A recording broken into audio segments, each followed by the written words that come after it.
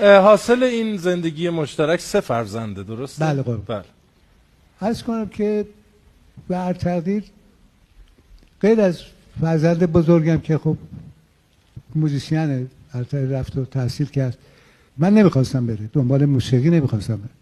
خواهر کوچکم یه روز اومد گفت این علاقه داره به موسیقی. یه روز صداش کردم توی اتاق تنها، گفتم اگه بخوای بری ساز یاد بگیری و بری توی مجالس بشینی ساز بزنی، این در شأن خانواده ما نیست.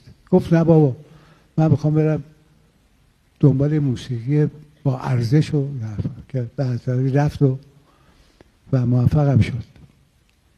دومی دختره، ایشون معلمه منتها تو امریکاست. 2 تا نوه‌ای دارم، یکی 27 سالشه یکی 26 سالشه، اونام درس خونن و عرض کنم که کار میکنن.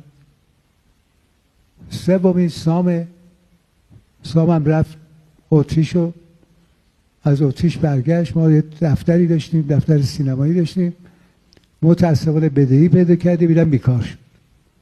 این یکی رو من ناراحتم براش.